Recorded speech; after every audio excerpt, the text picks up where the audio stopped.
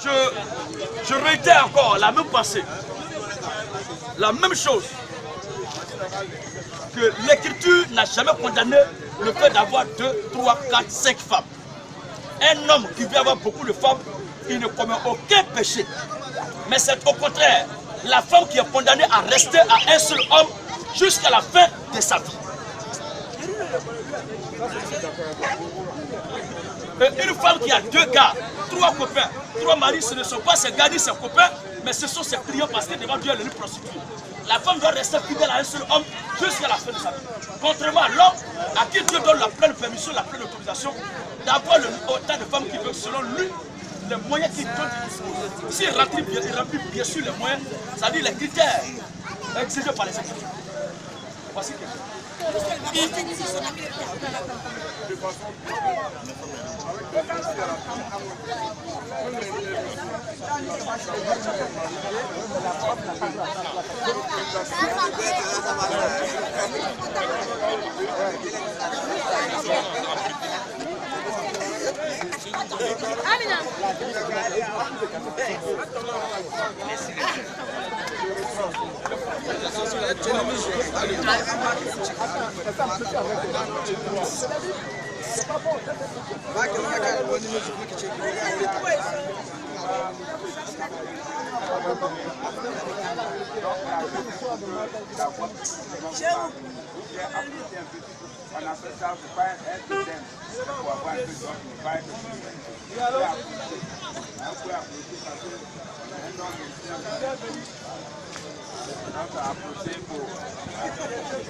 Calmez-vous un peu, s'il vous plaît. Donc, lui, il a posé la question de savoir. Taisez-vous pas.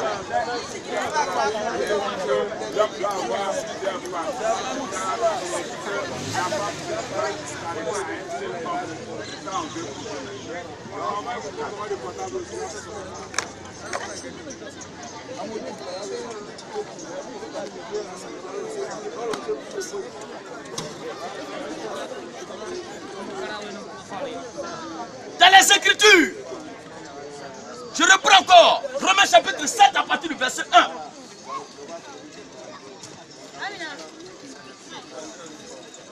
Romains 7 verset 1. Romains 7 verset 1. Oui. Ainsi, une femme mariée est liée par la loi à son mari tant qu'il est vivant. Ainsi, une femme mariée est liée par la loi à son mari tant qu'il est vivant. Mais si le mari meurt, elle est dégagée de la loi qui l'a liée à son mari. Elle est dégagée, elle est affranchie de la loi qui l'a liée à son mari. Continue. Si donc, du vivant de son mari, elle devient la femme d'un autre homme. Elle devient la femme d'un autre homme. Elle sera appelée adultère. Mais si le mari meurt, ça dit aussi longtemps que son mari est vivant, elle doit rester avec lui. Mais s'il meurt, oui. Mais si le mari meurt, elle est affranchie de la loi. De sorte qu'elle n'est point adultère en devenant la femme d'un autre. Voici qui est clair. Maintenant pour l'homme. Ok. Exode 21, le verset 10.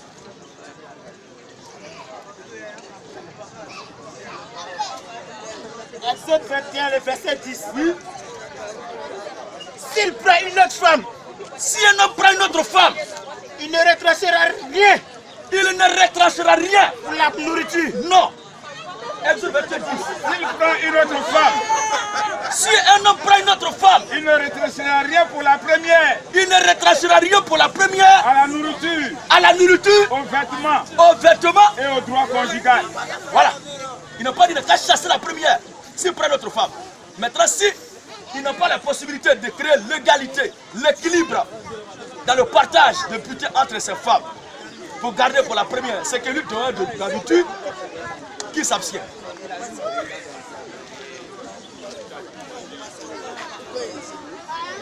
Donc, maintenant, quand la chose a été légalisée, quand cette vérité a été homologuée par le grand Dieu des cieux, qu'est-ce qui se passe parmi le peuple de Dieu? Le peuple a pris la balle au rebond. Et Salomon, même avant Salomon d'abord, allons-y voir le patriarche Abraham, le prophète Abraham, Genèse chapitre 25, à partir du verset 1 à 2, et le verset 4 à 6. Et on prend ici 1 Roi chapitre 11. On va lire ces deux textes pour comprendre. Est-ce que la polygamie est un péché? Et on va venir dans le Nouveau Testament pour attester cette même chose. La polygamie n'est pas un péché, mais c'est la polyandrie qui est condamnée par les Saintes Écritures. Vas-y frère. Genèse 25, verset 1. Genèse 25, le verset 1. Abraham prit encore une femme. Écoutez très bien l'écriture du quoi? Abraham prit encore une femme. Abraham prit, quand on dit encore, quand la Bible dit encore, même dans le langage courant, quand on dit encore, c'est que c'est une répétition de faits. Alors, Abraham prit encore une femme. Abraham prit encore une femme nommée Ketura. Ah, la femme d'Abraham qu'il avait au départ s'appelait Sarai, qui est devenue plus tard Sarah. Comme lui aussi s'appelait Abraham, et Dieu l'a baptisé Abraham. Et ici, il prit encore au-delà de Agar, sa servante d'abord qui l'a enceinté. Je ne parle pas de ça. Et ensuite Ketura, qui l'a pris ensuite. Maintenant, il a eu des copines. Regardez un prophète. Vous connaissez tout la ville ici là qui est Abraham. Là, quand on parle, vous tombez en grâce. Non, c'est pas bon, c'est pas bon. Tu connais Dieu qu'Abraham. Abraham, le père de la foi. Quand tu pries Dieu d'Abraham, Dieu dit ça. Dieu d'Abraham, Dieu d'Abraham. Abraham prie encore une femme. Abraham a eu au-delà de Sarai, sa femme, une autre femme qui s'appelait Ketura. On continue encore. Joscan engendra Séba et Dedans. Oui. Les filles de Dedans furent les Ashérins, oui, les Lutichiens et les Lumènes. C'est ça, le verset 6. Il fit des dons au fils de ses concubines. Abraham fit des dons au fils de ses concubines. L'écriture ne dénombre même pas.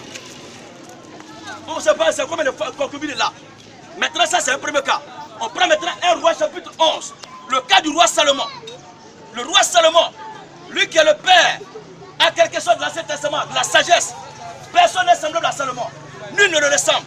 Vas-y frère. Le roi Salomon aima beaucoup de femmes. Combien de femmes? Aima beaucoup de femmes étrangères. Donc Salomon, prends le verset 3. Le roi Salomon aima beaucoup de femmes. Il eut 700 princesses pour femmes. Oui. Et 300 concubines. Le total combien? Quel mathématicien nous donne vite? Maintenant ce Salomon là, il est où aujourd'hui? Où Salomon est parti? Où Abraham est parti? Lisons maintenant Matthieu chapitre 8, le verset 11. Puisqu'on a lu Abraham, et l'écriture dit qu'Abraham, au-delà de sa femme Sarah, il a pris notre femme qui s'appelait Ketura, et il avait aussi des copines qui sont appelées dans le temps concubines. Où Abraham est parti? Vous qui condamnez, quand on vous dit quelque chose, vous êtes là, vous nous jetez la pierre. Il y a les gars à la gare là-bas qui achètent des choses. Prenez la même chose, allez-y, vérifiez d'abord que vous avez à la maison. Nous, on a été menti par les pasteurs depuis longtemps, et Dieu nous a fait grâce d'être éclairés dans notre esprit et dans notre conscience. Nous ne sommes plus prêts. Nous ne sommes plus prêts.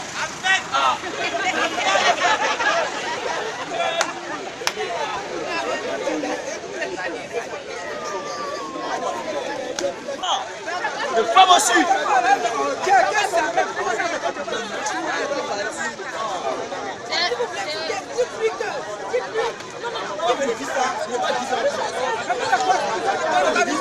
Il a agressé. Il a agressé personne.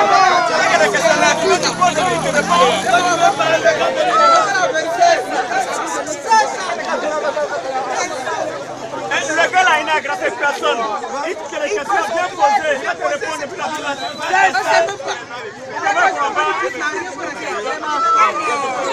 voilà, on dit question-réponse. Les questions là, bien posées, on va te répondre. Tu prends des personnes dans la Bible, tu dis ça, tu dis et puis on va voir. C'est pas la Bible qui parle.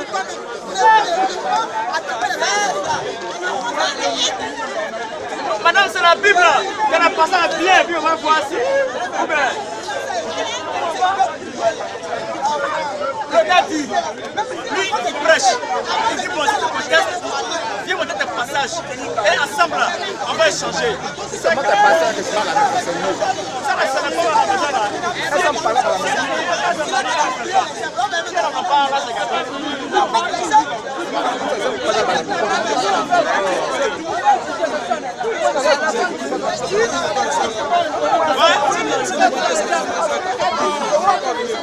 ça fait mal. C'est parce qu'il faut des bêtises.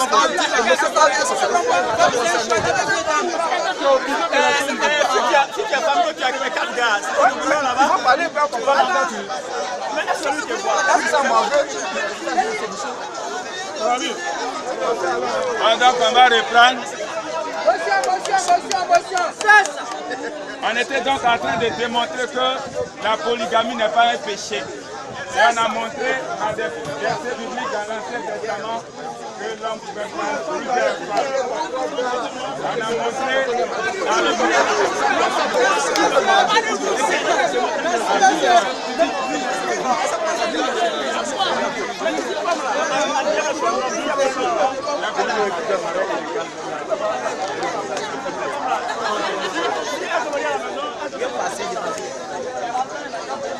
Alléluia.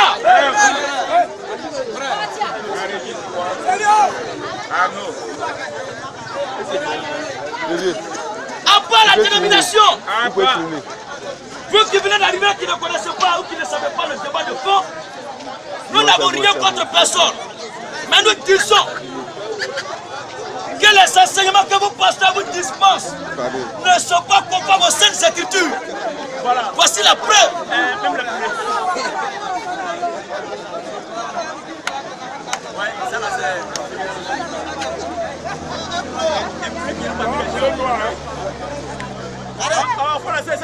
C'est vis-à-vis de ce là.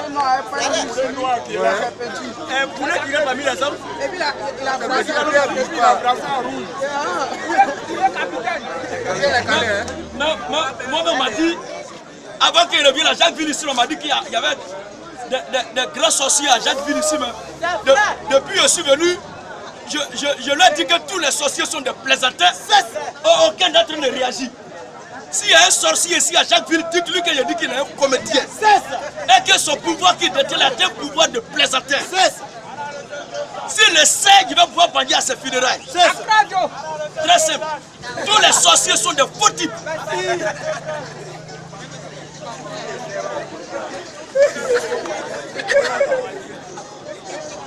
Un sorcier est un faux type. S'il y a des sorciers dans la foule, vous êtes des plaisantins. Si vous aviez un pouvoir quelconque, essayez un peu, vous allez voir. Je ne suis pas du nombre de pasteurs qui disent tu es vaincu au nom de Jésus, tu es vaincu au nom de Jésus. S'il y a un sorcier, dès que tu veux sortir de ton corps, la réalité va faire quoi avec toi tout de suite? Vous pensez qu'on est venu ici pour plaisanter? Alors, je reviens à mon sujet. En toute vérité, Dieu n'a jamais condamné la polygamie. Et la polygamie ne sera jamais condamnée par un humain. Nous continuons la lecture. Abraham, le père de la foi, comme on l'avait lu, avait beaucoup de femmes. Et qu'il n'a jamais dit que cela était un péché. Maintenant où Abraham est parti, nous disons, Matthieu 8, verset 11. Matthieu 8, verset 11. Il y a de l'Occident. Ils seront à table avec Abraham, Ils seront à table avec Abraham, Isaac et Jacob Jacob dans le royaume des cieux. Dans le royaume des cieux, Abraham qui avait beaucoup de femmes là.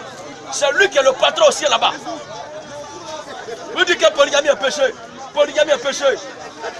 Je pense que dans ton église, quand ton pasteur prêche, c'est pas comme ça, tu lui poses une question. Dans le Nouveau Testament, 1 Corinthiens chapitre 5, à partir du verset 1, une communauté de laquelle on prie avec un chapelet, où il y a les prêtres, les monseigneurs, les cardinaux, ils portent des robes doublées comme pour les poupées de Noël. Cela n'est pas public. C'est ça. Un homme de Dieu ne doit pas s'habiller comme une poupée de Noël. C'est ça. La Bible dit que l'homme ne doit pas porter vêtements de femme. C'est ça. Et la femme ne doit pas porter vêtements de garçon. C'est ça. C'est pourquoi les communautés dans lesquelles les femmes portent des pantalons sont des églises qui sont assiégées. C'est ça. Une femme en pantalon, puis elle chante. Et le pasteur, tellement il est affamé de jetons, il ne peut pas dire la vérité. Une femme qui porte des pantalons, et on voit tout son corps dessiné. Et on les fait chanter. Satan.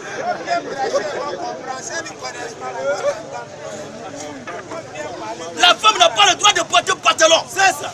Et on voit dans les églises, il y a les chantres même qui sont en pantalon. Et le pasteur est là, il est assis. On voit des femmes même qui sont à la chair, sont en pantalon. Posez des questions, je vais vous montrer dans la Bible que la femme ne doit pas porter habit de garçon. Si tu me dis qu'il y a pantalon de femme, il n'y a pas aussi de garçon. Dis-moi. Patron des femmes. Donc toi, ton patron de femmes là, pour pisser là, tu n'en pas ça. Tu as fait les choses que chaque chose à son trou, ça doit sortir pour se libérer. Vous voulez qu'on parle de ces choses? Femme ne doit pas porter patron. Ainsi l'a dit l'Écriture. Et on voit des femmes, on ne sait même pas aujourd'hui où ces choses-là sont quittées. Elles sont patron et puis elles sont la chair. Recevez. Et des garçons, des responsables, des pères de famille, ils se mettent à genoux devant les femmes. Maman, pardon. Tu fais pitié. Alors, 1 Corinthiens chapitre 5, à partir du verset 1. On entend dire généralement qu'il y a parmi vous de l'impudicité. Il y avait des chrétiens au temps apostolique à l'église de Corinthe. Et dans cette église-là, il y avait un foyer polygame. Oui. Et une impudicité telle qu'elle ne se rencontre même pas chez les païens. Oui. C'est au point que l'un de vous a la femme de son père. C'est la partie qui m'intéresse. À l'église de Corinthe, l'Écriture dit quoi?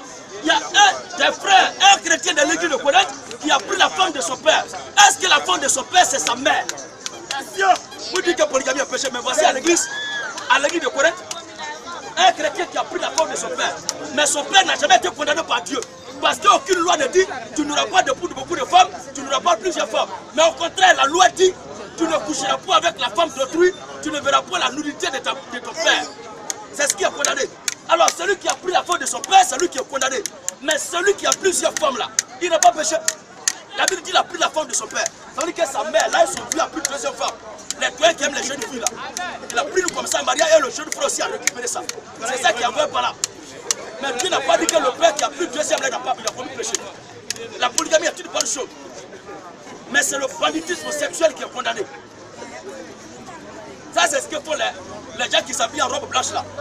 Et ils ne se marient pas, mais couchent avec les filles en désordre. On dit à la soeur de ne pas se marier. On dit aussi, il s'appelle mon père, lui aussi ne se marie pas.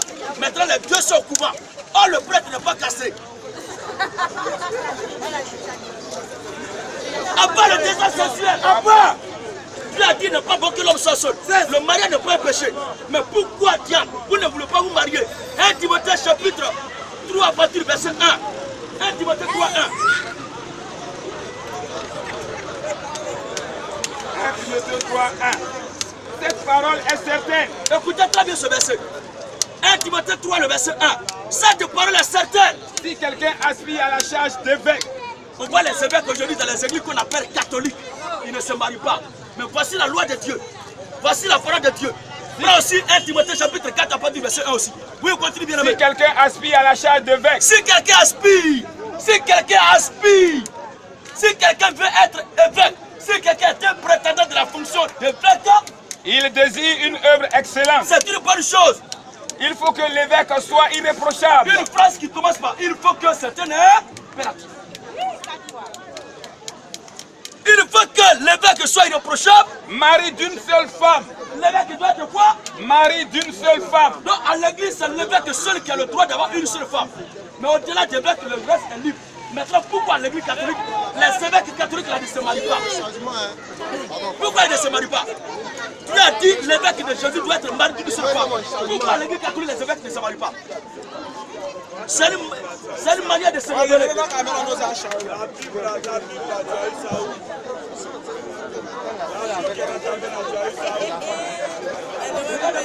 Si tout le monde parlait comme ça, on ne va pas s'entendre. Moi je veux que tu envoies toi ta Bible. Je vais te montrer la même chose dedans. Je ne suis pas passé pour prêcher là-bas. Je suis ici demain. Viens avec ta propre Bible. La Bible que vous tenez dans votre main. Monsieur. Non, laissez ça, nous parlons de Dieu. Vous voulez le pouvoir.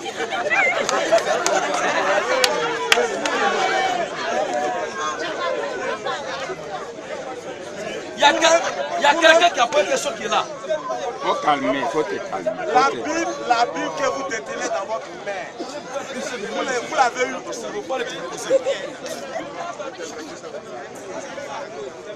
Bible que toi tu vois dans les mains de vos pasteurs là, ils prennent ça où? Vous avez les cheveux coupés et puis vous parlez de Dieu. Les cheveux sont sacrés aussi. Il n'y a pas ça dans votre Bible. Les cheveux sont sacrés.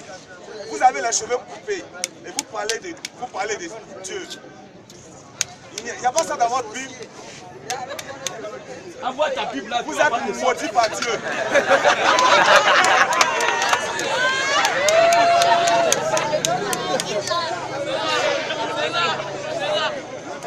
Maintenant, le béni est parti.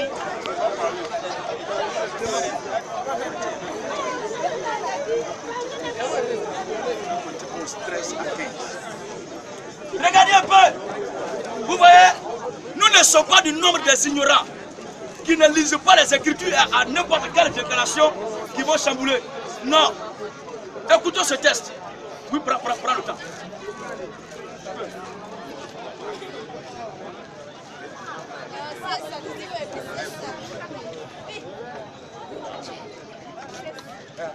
Ce qui vient de dire là que cheveu est sacré et que moi j'ai cheveux coupés, je suis maudit. Au contraire, c'est lui qui est maudit. Non.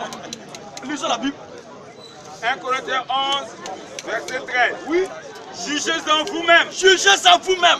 Est-il convenable qu'une femme prie sans être voilée? Est-il convenable qu'une femme prie sans être voilée? Oui. La nature elle-même ne vous enseigne-t-elle pas que c'est une honte pour un homme de porter? La nature. La nature elle-même ne vous enseigne-t-elle pas? La nature elle-même ne vous enseigne-t-elle pas? Avant de parler d'abord de Dieu même d'abord. La nature elle-même ne vous enseigne-t-elle pas? Que c'est une honte pour l'homme de porter de longs cheveux? Que c'est une honte. Tu as en toi l'esprit de péter. L'esprit de femme. C'est une honte pour l'homme de porter de longs cheveux. Moi, je ne suis pas une femme. Dans la Bible, c'est la femme qui doit porter de longs cheveux, ce n'est pas l'homme. Oui. Mais c'est une gloire pour la femme de porter. Que c'est une gloire. C'est la femme qui a cette gloire-là de porter de longs cheveux. Oui. Parce que la chevelure lui a été donnée comme voile. Parce que la chevelure lui a été donnée comme voile. Moi, je ne suis pas appelé à porter longs cheveux. Au contraire, c'est lui qui est maudit. Entre moi qui suis d'accord, qui me suis conformé à ce que dit la Bible, lui qui est plongé tout entier dans la confusion, dans le chaos, le désordre, du haut jusqu'à bas. Alors, pour revenir à notre sujet de la polygamie, le sujet pour développer, c'est que l'homme, un chrétien a le plein droit d'avoir beaucoup de femmes. Mais c'est la femme qui n'a pas le droit d'avoir plusieurs maris. Donc, cher monsieur, voici ce que je dis brièvement. Une église dans laquelle on écrase Satan. On brûle Satan, c'est une église qui est animée par un esprit de comédie. Parce que si on écrasait les démons, si on brûlait les démons, si on écrasait Satan, depuis la nuit des temps, est-ce qu'aujourd'hui on peut voir un démon sur la terre? Le diable n'a jamais été ennemi de Dieu. Le diable est au service de Dieu, il travaille pour Dieu. Et quand il travaille, il se va rendre compte à Dieu. C'est que la vie. Maintenant, là où il y a Dieu, Satan va s'approcher. Là où il y a Satan, Dieu ne sait pas. C'est faux. Alors, cher monsieur, vous avez la parole.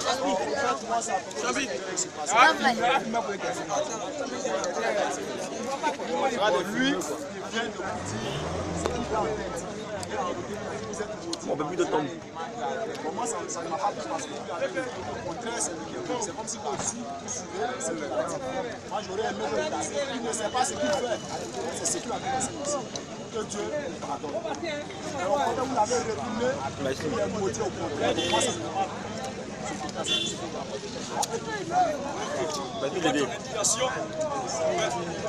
Mais la Bible là, c'est comme un aigle. Il s'envole toujours avec les deux ailes. Il ne faut pas prendre un seul côté et puis laisser l'autre. Tu as compris ta question? Assurément. Merci. C'est vrai que tu as vu dans la Bible, champion. C'est vrai que dans la Bible, il est dit, tu ne jugeras pas, en fait, tu ne peux pas te juger. Mais cette même Bible-là va plus loin. Parce que si l'écriture s'arrêtait juste, si on s'arrête juste à ne juger pas, en fait, qu'on ne soit pas jugé, la société serait plongée dans le chaos. N'importe qui peut se lever, se permettre ce qu'il veut, et il n'y a personne pour l'interdire. Sinon, les juges qui sont au paquet là, leur fonction, leur service là, c'est un péché. Parce qu'eux, ils sont établis pour juger. Or, il est dit, tu ne jugeras pas, afin que tu ne pourras pas juger. Parmi les juges, là, il y a les chrétiens dedans aussi. Mais quand même, Dieu les a jamais maudits pour ça. Est-ce à dire que nous avons compris, ou bien c'est la Bible qui ne nous a pas expliqué, ou c'est nos pasteurs, nos guides religieux, qui ne nous ont pas expliqué la profondeur de ce verset-là. Moi, j'ai lu ça et j'ai compris. Jean chapitre 7, le verset 24. Jean 7, 24, Lévitique 19, le verset 15.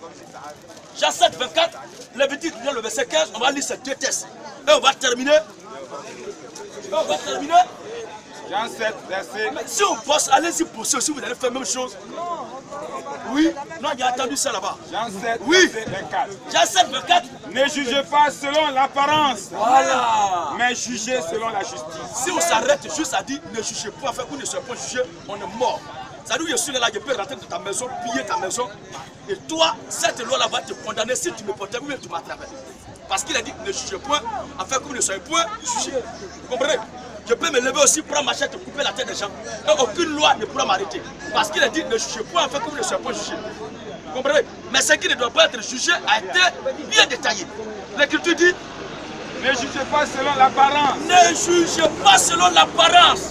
Mais jugez selon la justice. L'apparence selon laquelle il m'a jugé, puis moi je lui ai répondu, c'est que il ne sait pas que c'est écrit dans la Bible que c'est la femme au contraire qui doit porter longs cheveux et que l'homme ne doit pas porter longs cheveux. Et lui, tu me dis le contraire, il y a le devoir sacré. L'Écriture dit, si quelqu'un te maudit, moi je devrais tuer la malédiction contre l'envoyé et la malédiction va être transformée en bénédiction. Dieu ne peut pas descendre du ciel pour parler. C'est celui qui l'a établi qui parle de sa part. Alors ne jugez pas selon l'apparence, mais selon la justice. Mais selon la justice, oui. Lévitique 19, le verset 15. Lévitique 19, verset 15. Oui. Tu ne commettras point d'iniquité dans tes jugements. Tu ne commettras point de lui pour ne pas le punir. Oui. Et tu ne favoriseras point la personne du grand. C'est pas parce que c'est un grand type de la société qu'il fout le bordel, il fait n'importe quoi. La loi ne doit pas l'interpeller. Non. Oui. Mais juge. Non. Mais tu jugeras ton prochain selon la justice. Mais tu jugeras ton prochain selon la justice. Justice de Dieu.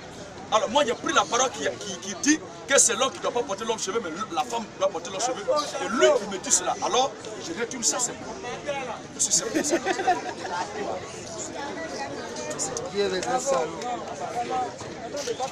Vous enlevez le chapeau. Vous avez dit tout à l'heure que l'homme ne doit pas porter les cheveux. De longs cheveux. De longs cheveux. Mais c'est la femme. C'est la femme qui porte de longs cheveux. Croyez-vous au vieux de Nazérien? Merci beaucoup. L'histoire des vœux de Nazérien, je t'explique, c'est très simple. Elle est biblique ou elle n'est pas biblique? C'est biblique. Si je dois t'expliquer ce que c'est biblique, on ne peut pas parler de ce qui n'existe pas. C'est biblique. Quand tu fais ton vœu de Nazérien, c'est à ce moment-là que tu te retires de tout pour aller te consacrer uniquement quelque part à la personne.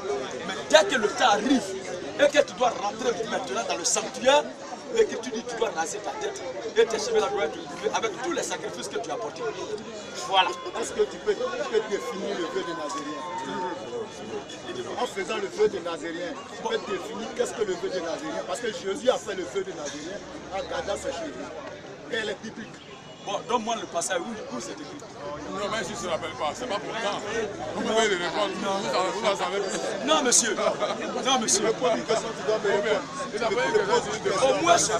Au moins pour fructifier le champ d'opération. Je suis de la tribu de Juda. Non, Juda, c'est l'ennemi de Jésus. vous voyez ça? Je ne suis pas d'accord quand tu dis qu'un homme ne doit pas garder les cheveux. Or, Jésus lui-même, le livre de la Bible, a gardé les cheveux. Ce que tu es en train de dire là. Les Nazériens ont existé. Ce que tu es en train de dire là. Combien n'ont pas existé? J'ai compris ce que tu es en train de dire là. Moi, Quand tu prends les vraies Bibles, les vieux prêtres, et tous ils ont gardé les cheveux. où je suis là. Quand tu prends les vrais évangélistes, Monsieur ils Zoukou. gardent les afros.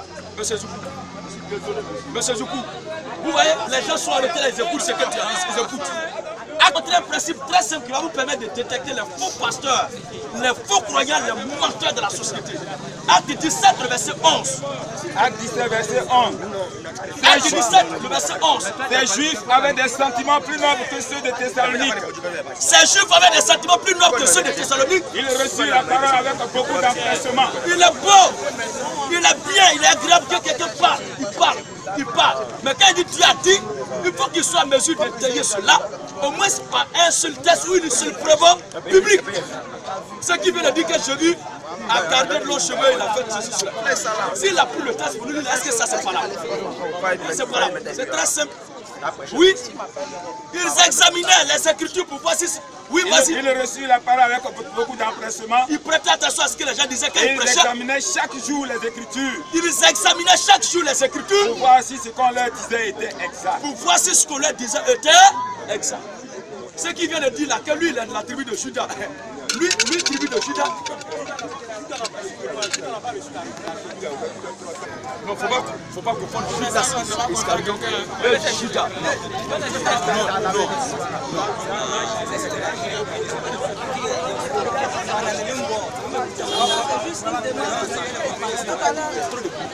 Trop de bruit. Le débat devient intéressant. Vraiment, faisons un peu plus de calme et puis on va bien écouter. Voilà, il faut qu'en sortant d'ici, qu'il n'y ait pas de confusion dans votre esprit. C'est ça. J'aimerais savoir une question, si on peut savoir un peu le témoin de Jéhovah là. Depuis on appelle témoin de Jéhovah. Ça c'est pour Franck Fauté. Le nom qui va conduire à l'église là. C'est quelque chose dont bien tester la parole de Dieu. Mais c'est parce que ça bavarde. C'est pour que vous attendiez qu'il est venu là même. Ça bavarde. Vous voulez qu'il fasse quoi? Depuis on crie quand même, on est fatigué. Ok, il faut retirer ta question s'il te plaît.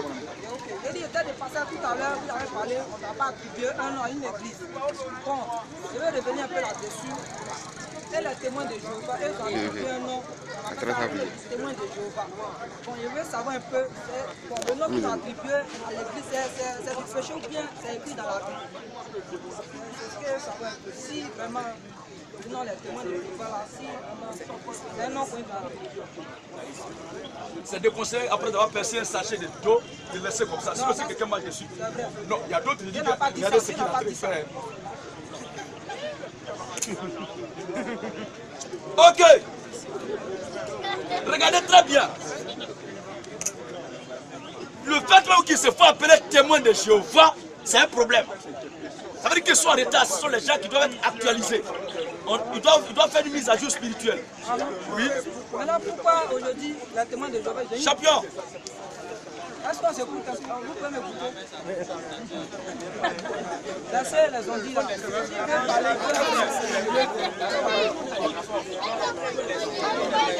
Je ne suis pas habitué à cette méthode-là. Moi, je parle, les gens vont voir dans moi. C'est lui. Maintenant, pourquoi aujourd'hui ils ont des Bibles? Il dit, le fait même qu'ils se font appeler témoins de Jéhovah, il y a problème. Parce que ils sont en retard, ils ne sont pas à jour. Acte chapitre 1. Acte chapitre 1, le verset 9 jusqu'au verset 13. Nous allons voir si le chrétien est témoin de Jéhovah, mais est témoin de Jésus-Christ. Acte 1, Oui, verset 9 à 13. vas-y frère. Après avoir dit cela, Après avoir dit cela, il fut enlevé pendant qu'il regardait. oui, Et une nuée de rebelles à leurs yeux. Après avoir dit cela, oui, il fut élevé pendant qu'il le regardait. c'est ça. Et une nuée les déreba à leurs yeux. Oui, Et comme ils avaient les regards fixés vers le ciel pendant qu'ils s'en allaient, pendant qu'il s'en allait, voici deux hommes vêtus de blanc leur ils apparurent. disent quoi? Et dit, Ils disent, hommes galiléens, homme galiléen, pourquoi vous arrêtez-vous à regarder au ciel? mais vous cherchez quoi au ciel là? Ce Jésus Ce qui a Jésus-là, été enlevé au ciel, Oui. au milieu de vous, au milieu de vous. viendra de la même manière Hein. que vous l'avez vu s'en aller au ciel. Oui, Alors il retournait à Jérusalem, il retournait à Jérusalem, de la montagne appelée des Oliviers, de la montagne appelée les qui est Oliviers, près de Jérusalem, Oui. à la distance d'un chemin de sabbat. à la distance d'un chemin de sabbat. Quand il fut arrivé, Quand il fut arrivé, il montait dans la chambre haute où il se tenait d'ordinaire. ils étaient rassemblés dans la chambre haute où ils se tenaient d'ordinaire. C'était Pierre. On cite maintenant le nom de tous. Pour ne pas faire une longue lecture. On cite maintenant le nom de tous. Mais parmi eux, il y avait aussi des femmes. D'entre ce groupe-là, quand Jésus devait leur dire les dernières paroles, on va tous ensemble écouter ce que Jésus a dit au sujet des témoins là. Parce que tu as demandé les églises, ou même églises de témoins de Jéhovah. Est-ce qu'ils sont ce qu'ils sont en train de faire juste ou bien ce n'est pas juste? Le verset 4. Verset 4. Oui, Comme il se trouvait avec eux, oui, il leur recommanda de ne pas s'éloigner de Jérusalem, mais d'attendre ce que le Père avait promis. d'attendre ce que le Père avait promis. Ce que je vous ai annoncé, leur dit-il. Oui, Car Jean a baptisé tôt, Jean a baptisé tôt. mais vous, dans peu de temps, dans peu de jours, Dans peu de jours, vous serez baptisés du Saint-Esprit. c'est pour ça qu'ils sont allés de la chambre haute là-bas. Oui, Alors les apôtres réunis lui demandèrent, Ils demandaient, Seigneur, Seigneur, est-ce en ce temps-là que tu rétabliras le royaume d'Israël? est-ce que c'est à ce moment-là que tu as rétabli le royaume d'Israël? Il leur répondit, Il leur répondit, ce n'est pas à vous de connaître le temps ou les moments que le Père a fixé de sa propre autorité. oui, Mais vous recevez une puissance. vous recevrez une puissance. Le Saint-Esprit survenant sur vous. Le pourquoi ils sont allés dans la chambre haute là. Le Saint-Esprit survenant sur vous. Et vous serez mes témoins à Vous serez, Jérusalem. vous serez témoin de qui? Vous serez mes témoins. Qui parlait comme ça? C'est Jésus. Jésus dit à ses disciples qu'eux ils seront ses témoins.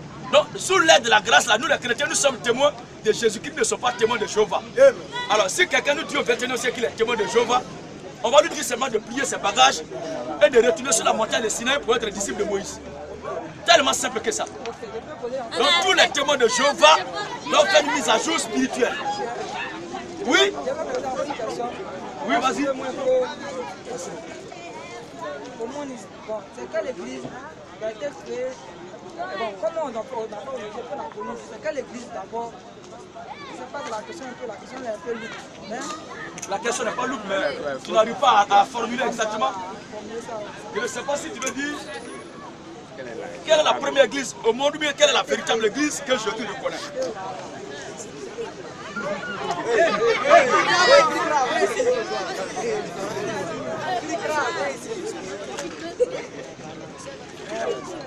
Un petit moussi. Ok. Dans les Écritures, il n'y a pas 2 églises, il n'y a pas 3 églises, il n'y a pas 4 églises.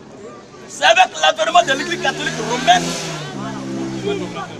C'est avec l'avènement de l'église catholique romaine qu'on assiste aujourd'hui à la prolifération de plusieurs religions.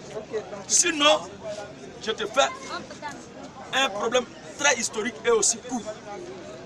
Un petit rappel. Si nous sommes aujourd'hui en 2016, le point d'intersection, comme le dit en mathématiques, le repère, je veux dire, le début, c'est l'an 0. L'an 0 qui marque la naissance de notre Seigneur Jésus. Donc c'est la naissance de Jésus qui marque le début de l'être.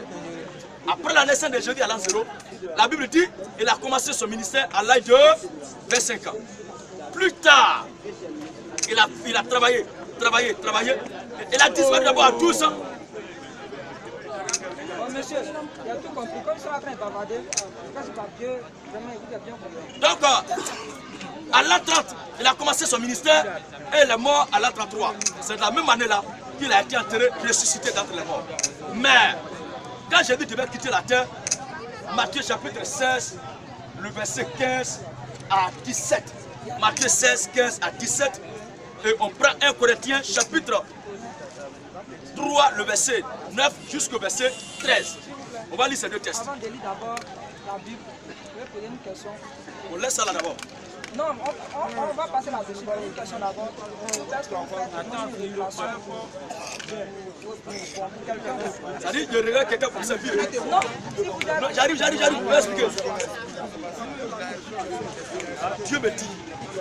Dieu me dit que sur ta vie. Non, pas ça. Je sais, j'arrive. Je sais.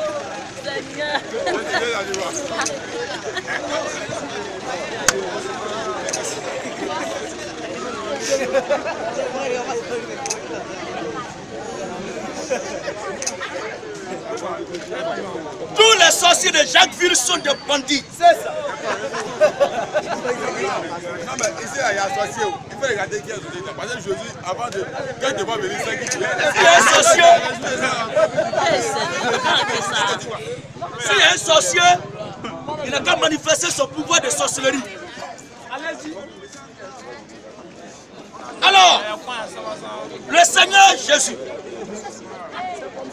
s'il donne une révélation sur un fils de Dieu à un autre fils de Dieu, il peut la lui donner.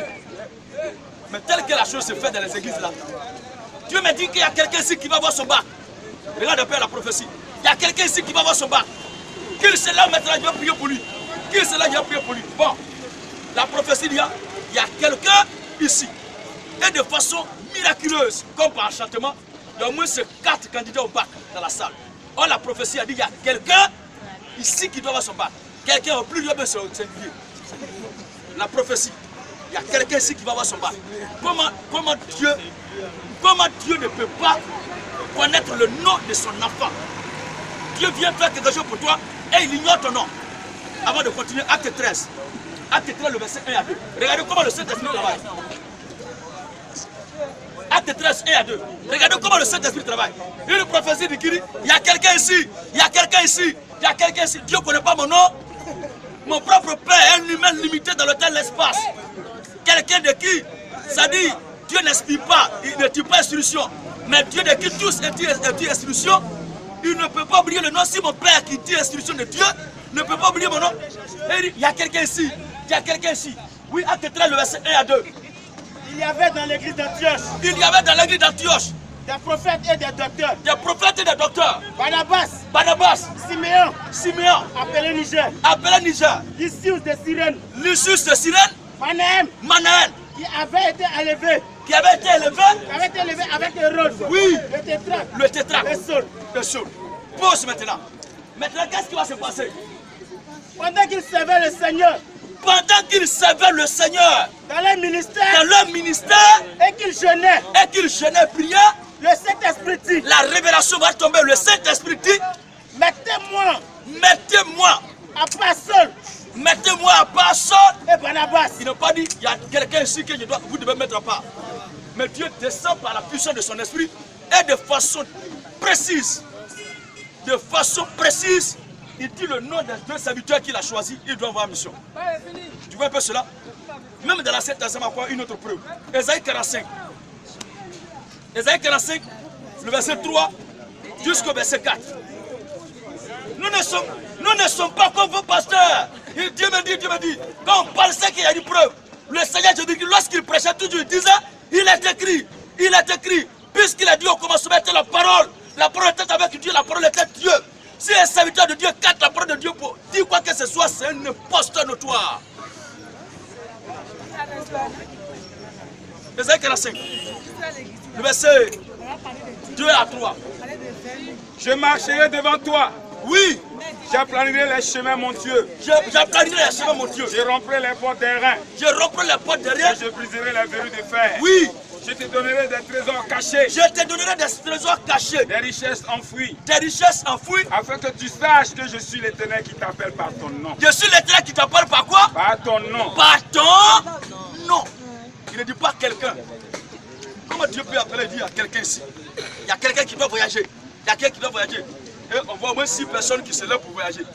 Bon, dans les styles là, qui doit voyager? Qui est fou, qui ne veut pas voyager?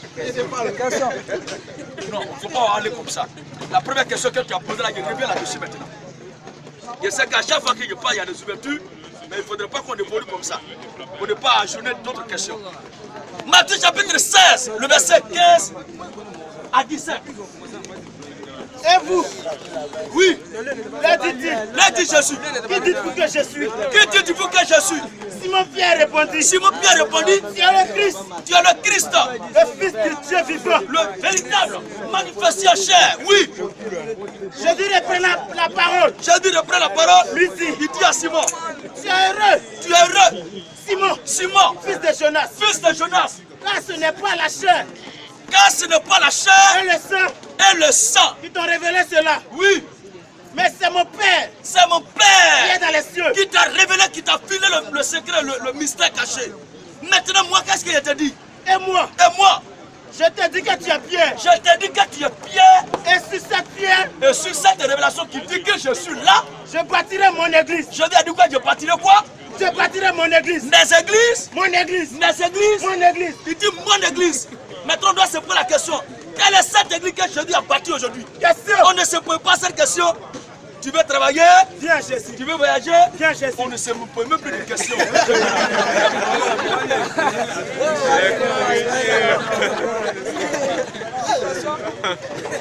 Alors, je continue pour dire ceci. La véritable église dont a parlé le Seigneur Jésus-Christ. La véritable église dont a parlé Jésus de Nazareth. La véritable église dont a parlé le grand Adonai lors de son séjour terrestre dans un corps d'homme. Cette église-là a été bâtie à l'an 33 de notre ère, à Jérusalem. Quand le Saint-Esprit est descendu, dans Acte 2, le jour de la Pentecôte, cette église-là est née et la vie de jour. C'est de cette église-là que l'Écriture parle partout dans les Écritures. Il n'est pas question d'une dénomination. Mais cette église-là, elle est reconnue par l'enseignement unique qu'elle enseigne. Ce n'est pas comme aujourd'hui. Il y a l'église anglicane, l'église baptiste, USO, Mieux-Père, Foursquare, FESI.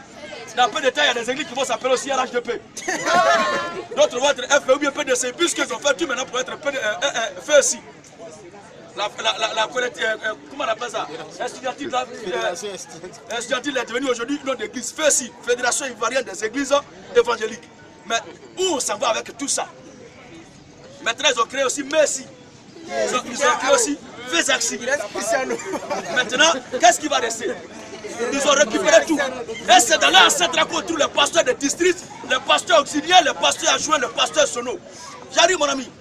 Alors, dans 1 Corinthiens chapitre 3, 1 Corinthiens 3, 9 jusqu'au verset 13, l'Écriture dit ceci. 1 Corinthiens 3, le verset 9 à 13. 1 Corinthiens 3. 1 Corinthiens 3, 9 à 13. Et Actes chapitre 15, le verset 14 à 15. Car nous sommes ouvriers avec Dieu. Car nous sommes ouvriers avec Dieu. Vous êtes le champ de Dieu. Oui. L'édifice de Dieu. L'édifice de Dieu. La Bible dit quoi? Nous les chrétiens, nous sommes l'édifice de Dieu. Quand on parle d'édifice, il s'agit d'une maison, d'une construction architecturale.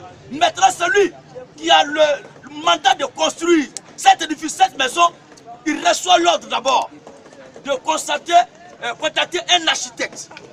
Lequel architecte doit faire bien le plan de la maison. Et il sort, on vient maintenant, on va voir un exécutant du plan de la construction et il vient réaliser cela sur le terrain.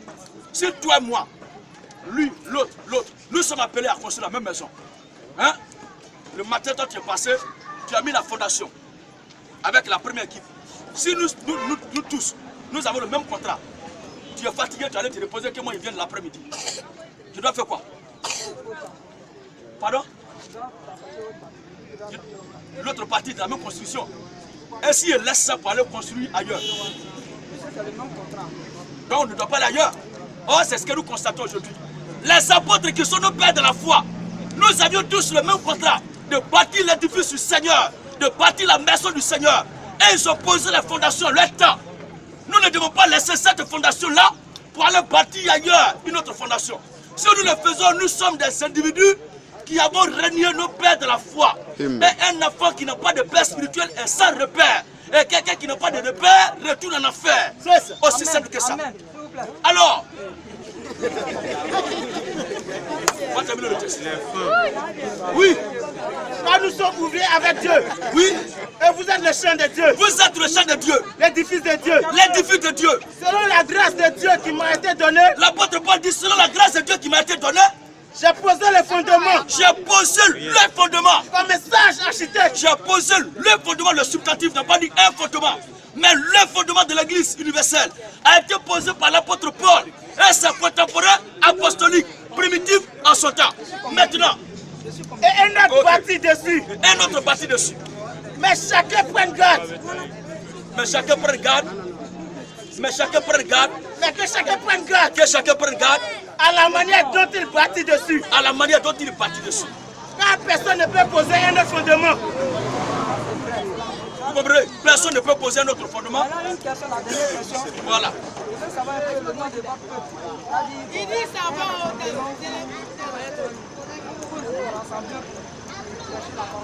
Mon frère, il ne verra pas un bâtiment dans la Bible qui porte le nom où les gens s'en vont prier. Mais nous sommes, notre salle de prière, de rassemblement, c'est juste à côté de la station. À Abidjan, on a une grande base là-bas. À Bois-Fleur, on a une grande base.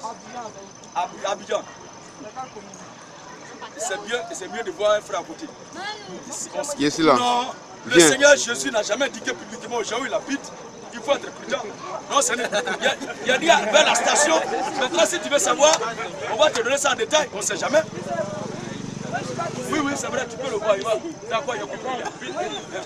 Viens. Viens. Alors, si quelqu'un a une autre préoccupation, il faut vous décaler plus. Alors, comme le temps avance un peu, je vais aborder le dernier sujet. Vous avez une question? Ok.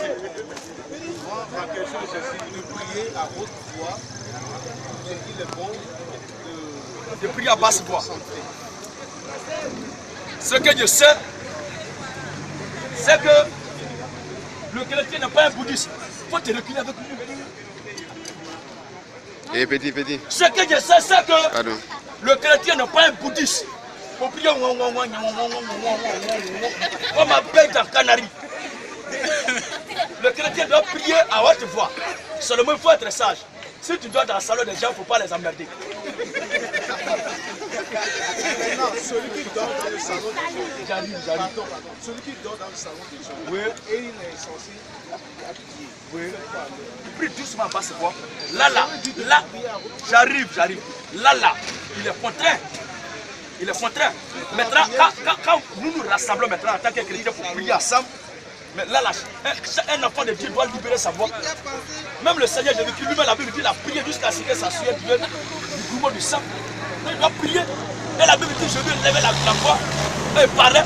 Même la voix de Dieu est comme le tonnerre, ce n'est pas le Fils de Dieu qui doit parler. Et maintenant, dans 1 Corinthiens 15, verset 32, apôtre Paul dit, je meurs chaque jour. Paul dit quoi? Je meurs chaque jour. Non, il n'a pas dit je meurs chaque jour. Il dit on me regarde chaque jour comme une brebis destinée à la boucherie.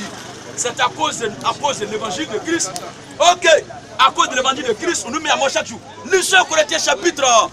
Non, pas au Corinthiens chapitre, pas au Corinthiens, mais Romains chapitre 8. Moi je dis 1 Corinthiens 15. Moi je dis 1 Corinthiens. Il ne faut pas changer Romain. Moi je dis 1 Corinthiens 15. Paul dit je meurs chaque jour. 1 Corinthiens 15. Romains chapitre 8. 1 Corinthiens 15, verset 31. Qui dit Chaque jour, je suis exposé à la mort. c'est pas ce qu'il disait tout de suite là. Je la- Exposé à la mort et puis meurt chaque jour, c'est la même chose. Mais je ne lis pas dans Romain. Je suis dans Corinthiens, et c'est ce que j'ai donné. 1 Corinthiens 15, verset 31. Chaque jour, je suis exposé à la mort. Je l'atteste, frère, par la gloire dont vous êtes pour moi, le sujet comme Jésus-Christ, notre Seigneur. Romains chapitre 8. À part du verset 34. Qui les condamnera? Qui les condamnera? Christ est mort. Christ est mort. Bien plus, Bien plus, il est ressuscité. il est ressuscité. Il est à la droite de Dieu. Oui, Et il intercède pour nous. continue. Qui nous séparera de l'amour de Christ? Qui nous séparera de l'amour de Christ? Sera-ce la tribulation? Est-ce que c'est la tribulation? Ou l'angoisse? Oui. Ou la persécution? Ou la persécution? Ou la faim? Oui. Ou la nudité? Ou la nudité? Ou le péril? Ou le péril? Ou l'épée? Ou le peu? Selon qu'il est écrit. Selon qu'il est écrit, C'est à cause de toi Maruché. qu'on nous met à mort tout le Maruché, là où il est sorti, mais à mort tout le jour là, c'est ici. Là-bas là, ce n'est pas là que c'est va écrit. te rappeler, mais à mort photo. tout le jour. Il dit il est exposé à la mort chaque jour. Ça veut dire Ce n'est pas ce que tu avais dit. et puis mettre à mort, c'est pas la même C'est chose. pas la même chose. Tu as dit, Paul dit, on le met à mort chaque jour. Ah, voici qui est clair. Là, qu'est-ce qu'il est en train de dire? Non, mais vous. Il est exposé. Non, il faut être humble. C'est tellement simple. Moi, je ne dis pas que. S'il vous plaît, je ne dis pas que ce que tu as dit est faux. Mais l'endroit exact là, ce n'est pas là-bas. Là-bas, non. Là-bas, il est dit, il est exposé chaque jour à la mort. Mais, il est exposé chaque jour à la mort. Mais ici, on nous met à mort. Ok, Donc, je c'est comprends. ici la parole est Je sortie. comprends. J'ai mal posé ma question. Maintenant, je réponds maintenant. Exposé à la mort chaque jour. Ok, je réponds maintenant à ta question. Dans la réponse de ce que tu viens de donner là, je ne sais pas qu'est-ce qu'il y a comme mystère là. Il prêche le Christ et les gens cherchent chaque jour à lui ôter la vie. On cherche à le tuer chaque jour. Et les chrétiens sont persécutés chaque jour. Même puisque lui, Paul lui-même, en son temps, il s'appelait Saul de Tarse, il était persécuté numéro 1. Les chrétiens, c'est sur la route de Damas, dans Actes chapitre 9, qu'il a été terrassé lorsqu'il recevait les lettres pour aller persécuter les chrétiens de Damas. Alors, sachant très bien le travail que lui-même faisait avant de devenir chrétien, l'objectif c'est d'éliminer chaque jour les chrétiens, de leur ôter la vie, de les tuer chaque jour. Donc, lui étant chrétien maintenant, il doit subir aussi le même sort que les autres hier. Ce qu'il leur faisait. Donc, quand il dit on nous met à mort chaque jour, ça veut dire simplement que les chrétiens sont déjà à battre dans l'entendement des gens, parce que la doctrine qu'ils prêchent là, elle dérange tout le monde. Les gens ne supportent pas les doctrines. Les gens n'étaient pas d'accord avec leur doctrine. Donc chaque jour, on veut lui ôter la vie. Si on veut lui ôter la mort, c'est quoi? La mort, il y a deux types de mort. Il y a la mort spirituelle, qui est la destruction de l'âme, et il y a la mort physique, qui est où nous sommes là. Tu vas, il y a un cimetière ici à Dagville.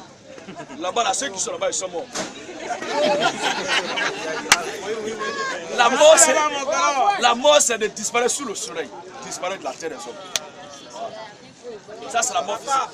Ça, c'est la mort physique. Maintenant, la mort, non, ici, c'est bon. Non, lui. Attendez d'abord. Maintenant, la mort spirituelle, là. Oui, c'est la mort spirituelle. La mort spirituelle, là. La mort spirituelle. Oui, c'est vrai.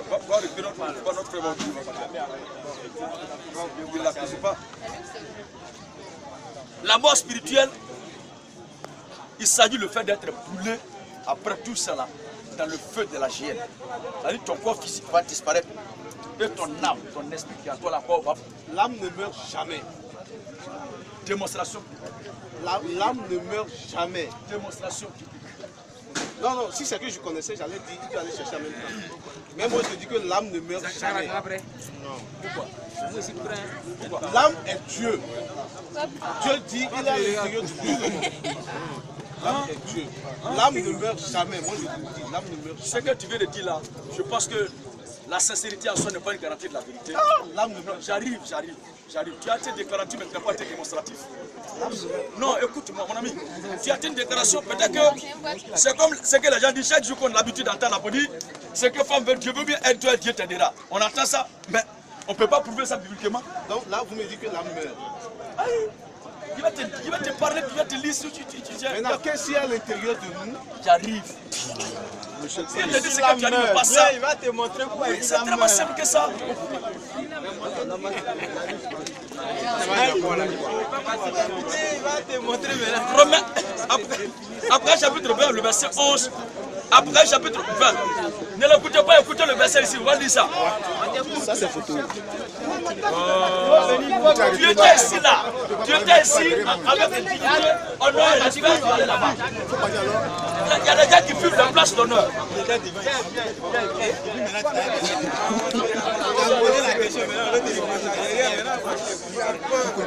C'est flou dans la tête. Il faut laisser moi te verrer. Mets-toi ici là. Avec que l'âme meurt. On va lire ça tout de suite. Apocalypse 20, verset 11. Merci là-bas. Quand il dit que l'âme c'est Dieu, c'est à l'intérieur de chacun de nous, c'est pas vrai. L'âme n'est pas Dieu n'est pas à l'intérieur de chacun de nous. Seulement que Dieu voit chacun de nous. Dieu habite uniquement que celui qui a cru en Christ. C'est lui qui devient chrétien et le Saint-Esprit habite en lui. Je le dis en tant que chrétien. Je ne suis pas un bouddhiste, je ne suis pas encore Hare Krishna, je suis un chrétien, je parle conformément à la foi chrétienne. C'est ce que la Bible dit. Alors, nous lisons dans Genèse chapitre 1, le verset 26, 28 à 29. Voici, l'âme a un Dieu dans chacun de nous. La Bible dit que l'homme a été fait à l'image de Dieu. Comme Dieu est esprit, l'âme qui est en nous aussi est esprit. Quand on dit faire quelque chose à l'image, ne veut pas dire que l'être humain est Dieu. Pourquoi on peut dire des choses comme ça? Dieu est esprit. Oui. Oui, lis Apocalypse là, Apocalypse 20. Apocalypse 20, verset 11. Oui. Puis je vis un grand trône blanc. Puis je vis un grand trône blanc. Et celui qui était assis dessus. Et celui qui était assis dessus. La terre et le ciel s'enfuient devant sa face. La terre et le ciel s'enfuient devant sa face. Et il ne fut plus trouvé de place pour terminé eux. Pour eux. Et je vis les morts. Je vis les morts. Les grands. Les grands. Et les petits. Et les petits. Qui se tenaient devant le trône. Qui se tenaient devant le trône. Des livres furent ouverts. Des livres furent ouverts. Et un livre fut ouvert. Oui. Un autre livre fut ouvert. C'est lui qui est le livre de vie. C'est lui qui est le livre de vie. C'est ça. Et les morts furent jugés selon leurs œuvres. Ça dit, comme meurt là, il y a une deuxième réalité qui est là-bas. Les morts furent jugés maintenant selon leurs œuvres. D'après ce qui était écrit dans ces livres. Oui. La mer rendit les morts. La mer rendit les morts qui étaient en elle. Et la mort et le séjour des morts. Même le séjour des morts, avec la mort, elle-même va libérer les morts qui. Et chacun fut jugé selon ses œuvres. Et chacun fut jugé selon ses œuvres. Et la mort et le séjour des morts furent jetés dans l'étang de feu. Écoutez très bien, l'étang de feu. Le feu de la géhenne, l'étang de feu. Oui. Et la mort et le séjour des morts furent jetés dans l'étang de feu. Première réalité, la mort et le séjour des morts vont être brûlés aussi. C'est la seconde mort. C'est la seconde mort. L'étang de feu. L'étang de feu. Quiconque ne fut pas trouvé écrit dans le livre de vie. Quiconque ne fut pas trouvé écrit dans le livre de vie fut jeté dans l'étang de feu. Fut jeté dans l'étang de feu.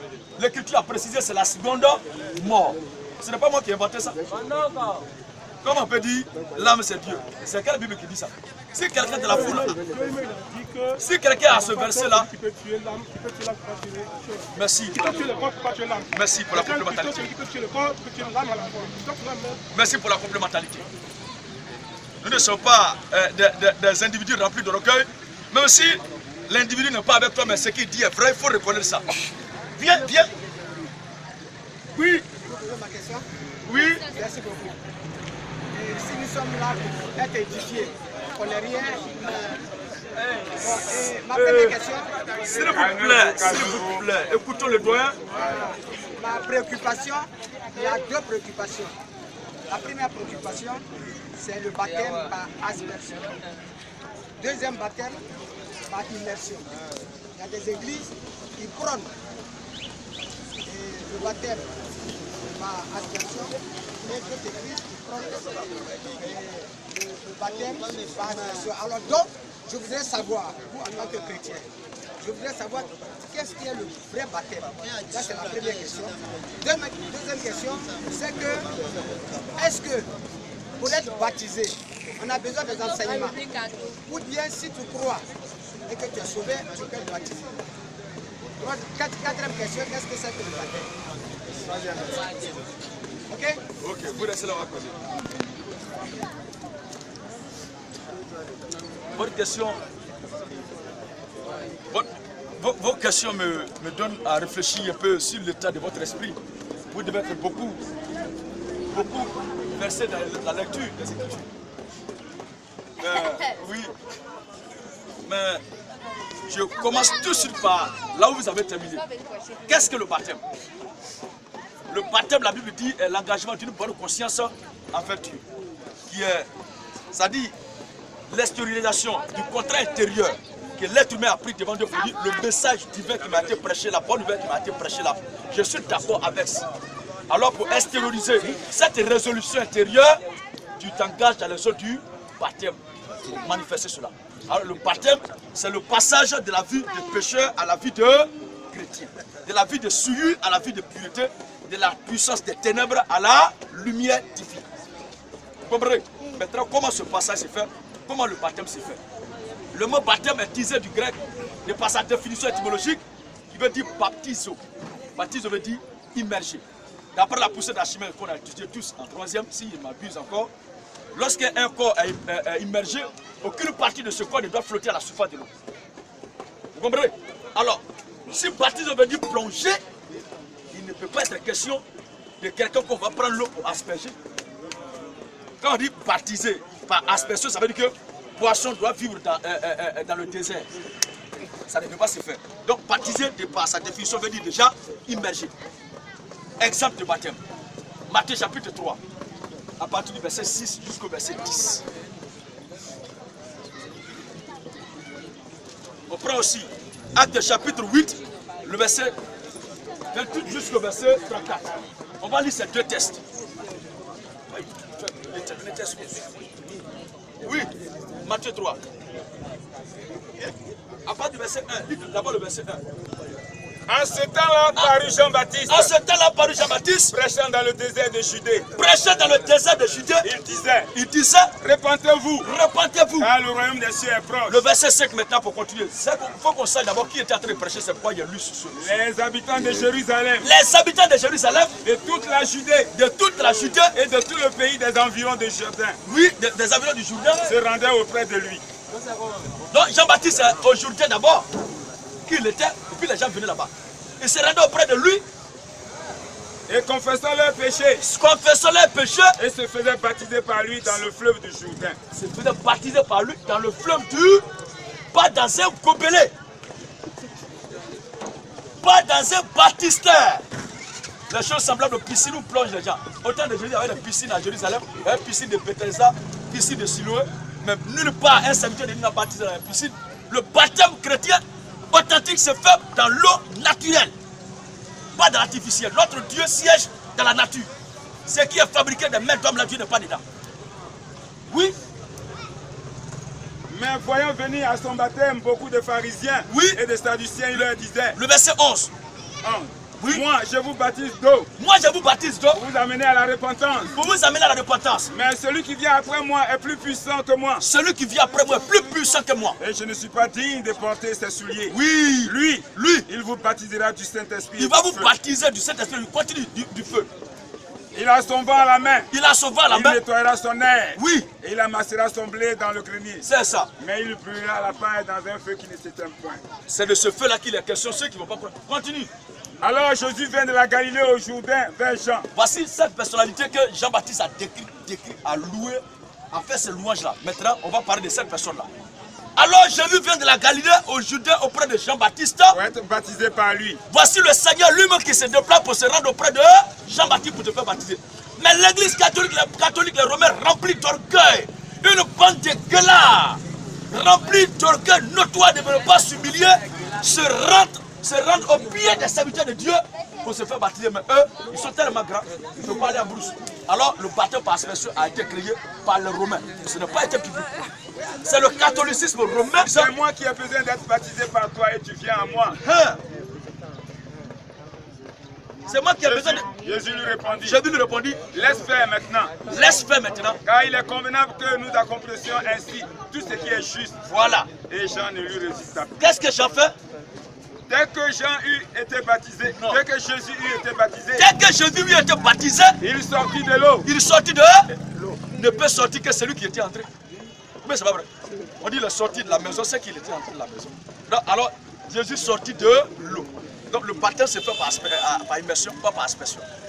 Tout baptême chrétien se fait par immersion. Tous ceux qui ont été baptisés par aspersion, au nom du Père, du Fils et du Saint-Esprit. Amen. On vous a trempé comme le café baoulé dans le peuple. C'est pas chrétien.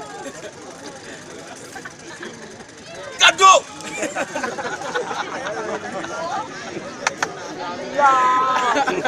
Vous êtes le Seigneur s'adressa à Philippe. C'est ça. Lui dit, lève-toi et va du côté du midi.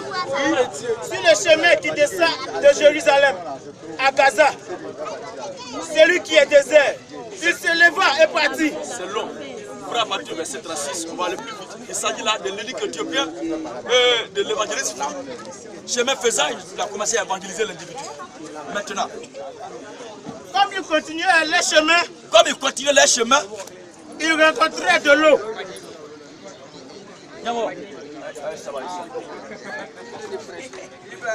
Alors, regardez quelque chose.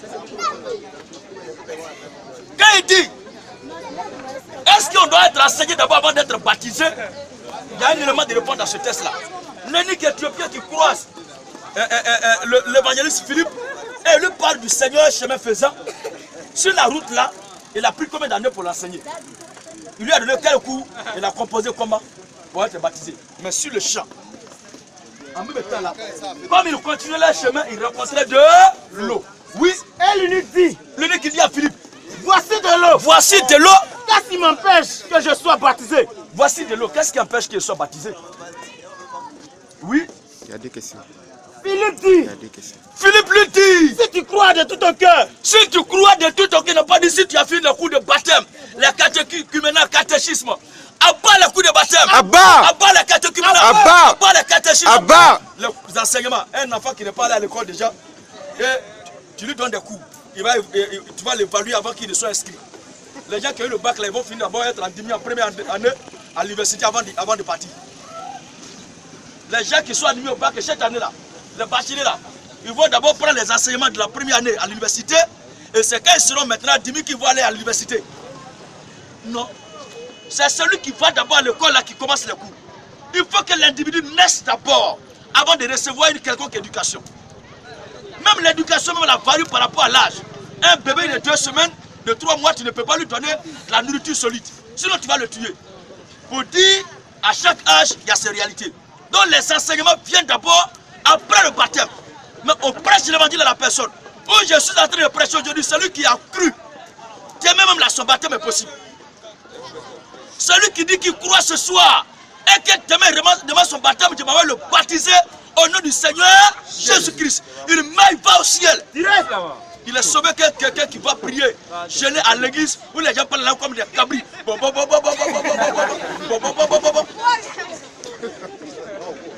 Alléluia. Comme il continue le chemin, l'ennemi qui dit à Philippe, voici de l'eau, qu'est-ce qui empêche qu'il soit baptisé? Qu'est-ce que Philippe répondit? Philippe lui dit, si tu crois de tout ton cœur, si tu crois de tout ton cœur, cela est possible. Si tu crois aujourd'hui même de tout ton cœur, ton baptême est possible. Ton baptême est possible aujourd'hui même. Ton baptême est possible. Alors, l'Écriture dit, L'unique répondit, je crois que Jésus-Christ, est le Fils de Dieu. Alors, et il arrêta le char. Philippe et l'eunuque descendit. Tous deux descendus. Tous deux dans l'eau. Et Philippe baptisa l'eunuque. Descendus. Tous deux dans l'eau. Tous deux dans l'eau. Et Philippe baptisa l'eunuque. Voici bien clair. Donc on ne peut pas inventer ce que l'Écriture n'a pas dit. Donc le baptême chrétien se fait par immersion sans coup de baptême. Sans coup de base, sans enseignement quelconque. C'est après le baptême maintenant qu'on doit enseigner l'individu. Actes chapitre 2, le verset 37 jusqu'au verset 43. Acte 2, 37 à 43. Le baptême chrétien, c'est celui qui a cru, qui a été baptisé, c'est lui ensuite qu'on enseigne. Voici la preuve dans les Écritures.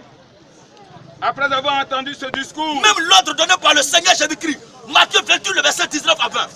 Mettez ça, Matthieu 28, 19 à 20. Quand Jésus devait quitter la terre, l'ordre qu'il a donné, qui a donné cette recommandation, les gens, ça ne leur dit rien.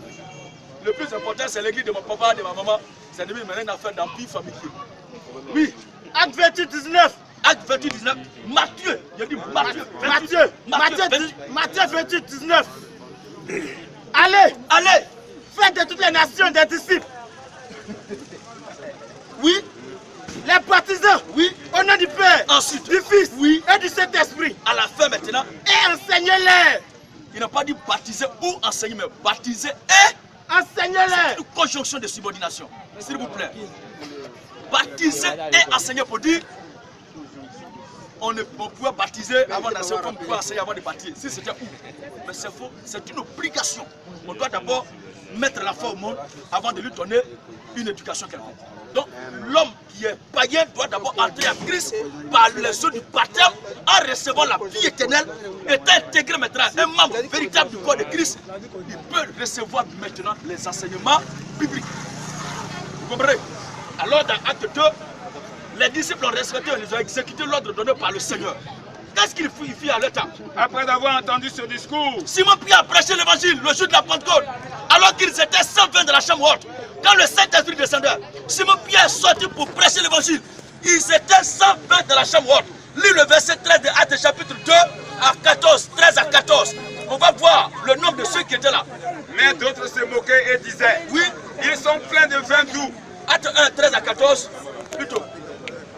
1, 13 à 14. Ils étaient 120 de la chambre haute.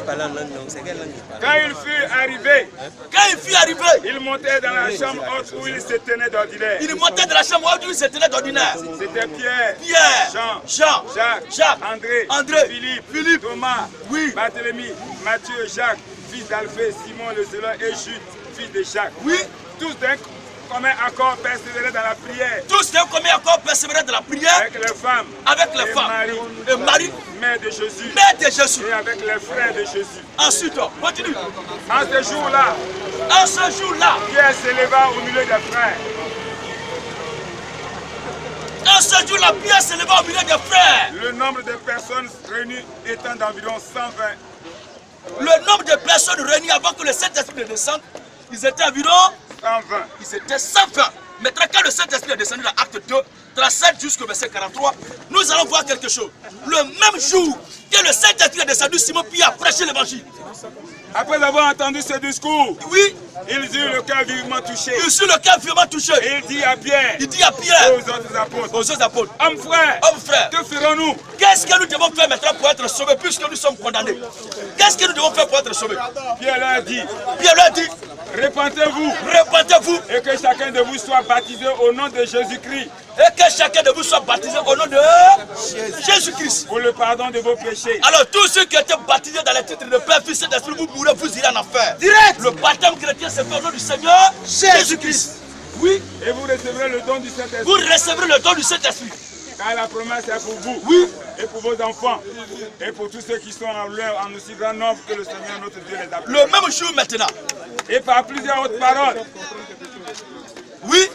il les conjurait et les exhortait disant, Disant quoi? sauvez-vous de cette génération perverse. Sauvez-vous de cette génération perverse. Ceux qui acceptaient sa parole furent baptisés. Ceux qui acceptaient la prédication de Simon-Pierre furent baptisés. Et en ce jour-là, Ils étaient 120 au départ. Mais quand Simon-Pierre a prêché l'évangile, ceux qui acceptaient dans la foule ont été baptisés. Et en ce jour-là, le nombre des disciples augmenta d'environ 3000 âmes. 3000 personnes le même jour, de 120 sont passés à 3000. Le même jour-là, quel temps Simon-Pierre a pris pour leur donner les enseignements publics, ils ont composé être admis avant d'être baptisés. Alléluia! Comme le temps avancé, tous ceux qui voudraient se connaître là où nous sommes, pour encore approfondir cette connaissance-là, vous pouvez vous approcher pour qu'on échange des contacts. Que le Seigneur nous garde. Rendez-vous ici lundi à partir de 16 h.